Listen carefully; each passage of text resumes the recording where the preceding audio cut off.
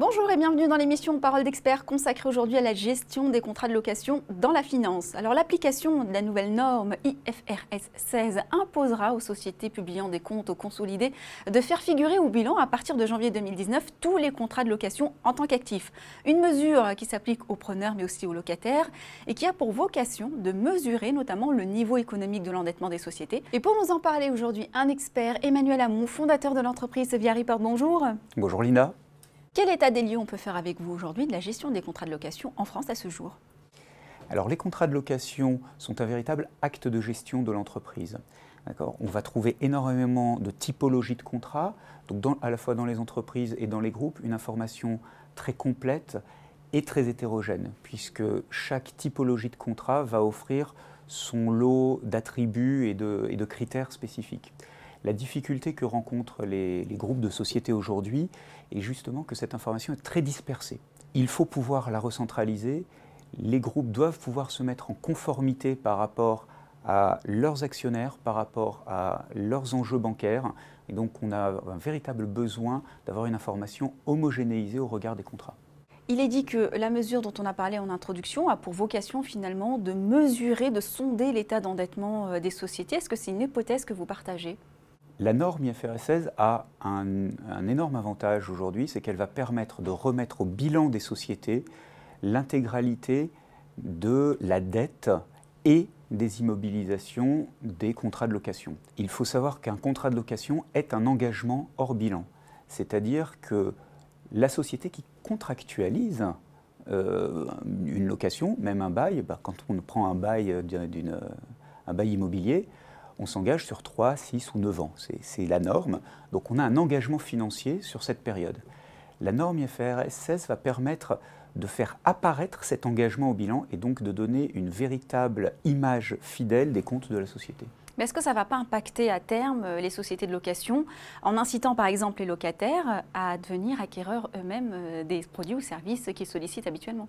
Alors là, on est plus, à nouveau, on parlait d'actes de gestion, on est plus sur des choix stratégiques, sur des décisions d'investissement des groupes.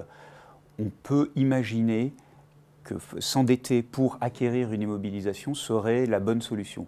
Pour autant, certaines sociétés, certains groupes ne souhaitent pas le faire parce que les biens deviennent obsolètes, parce qu'ils n'ont pas la compétence pour acheter et revendre, ce n'est pas leur métier d'origine. Donc la location va continuer à exister et on peut imaginer pour le coup que les bailleurs vont accompagner de plus en plus ces contrats de location de services autour de la location pour pérenniser un peu cette offre. Et si on devait se comparer aux pays étrangers, si par exemple je vous demandais les spécificités françaises versus les spécificités étrangères? Il n'y a pas vraiment de spécificité en termes de contrats de location. Il faut savoir que d'une entreprise à une autre, il y a beaucoup de créativité sur la location. Ce qui est important au regard de la norme IFRS 16, c'est que c'est une norme mondiale. Donc elle va permettre une comparabilité complète entre des sociétés françaises ou étrangères. Des groupes qui ne souhaiteraient pas aller vers la norme IFRS 16, en fait, acceptent de rester sur un marché financier limité, puisqu'aujourd'hui, ces normes-là, toutes les normes IFRS, sont les standards qui sont imposés par les banques pour les prêts, par le marché boursier pour une cotation, etc., etc. Donc on est aujourd'hui obligé de passer par les normes IFRS pour pouvoir se comparer au marché et donner une belle image de l'entreprise. Alors, vous êtes aujourd'hui le fondateur d'une entreprise qui s'appelle Via Report. Quelle est sa spécificité sur le marché finalement ? Alors, Via Report est une société qui déploie à la fois des applications pour le pilotage de la performance financière, donc auprès des directions financières, et des services avec du consulting, de l'expertise, notamment sur ces normes IFRS. La spécificité de Via Report est d'avoir un œil qui est tourné vers l'utilisateur. Donc à la fois nos applications et notre expertise sont dédiées aux directions financières et uniquement aux directions financières, y compris sur la partie technique. Justement, vous éditez vos propres logiciels, vos propres applications. Est-ce que vous pouvez nous en dire plus, comment ça fonctionne ?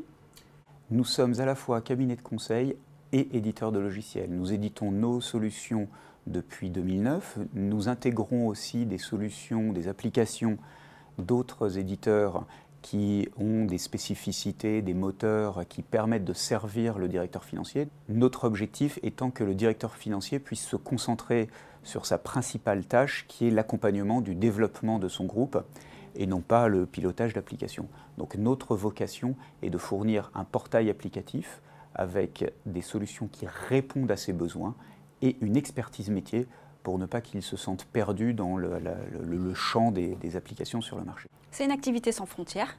Est-ce que vous avez des projets à l'international? Où en êtes-vous d'ailleurs de votre développement à l'international? Alors ViaReport est une société qui se développe depuis 13 ans, donc depuis sa naissance dans le cloud. Donc oui, le cloud ne connaît pas de frontières, on l'a bien vu. Notre seule limite, je dirais, est la langue, puisqu'il faut pouvoir parler la même langue que nos clients, donc à la fois la langue financière et la langue du pays. Donc nous nous développons pays par pays avec des partenaires locaux. Depuis 2010, nous sommes installés au Maroc et nous travaillons avec le Maroc et la Tunisie. Nous vendons nos solutions localement. Depuis 2013, nous travaillons sur l'Europe, donc l'Allemagne, le Benelux. Et 2017 a été l'année du développement outre-mer, puisque nous sommes partis en Angleterre et nous attaquons le marché canadien. Et les perspectives à long terme pour ViaReport, ce serait quoi? Les perspectives à long terme, c'est d'être le portail de la direction financière, c'est de continuer à faire gagner du temps au directeur financier en lui offrant à la fois des solutions qui sont orientées vers ses problématiques et qui lui apportent à la fois transparence, sécurité et fiabilité des informations. Merci infiniment pour votre intervention et votre expertise. Merci Linda. Merci à vous de nous avoir suivis. On se retrouve bientôt pour un prochain numéro Parole d'Expert.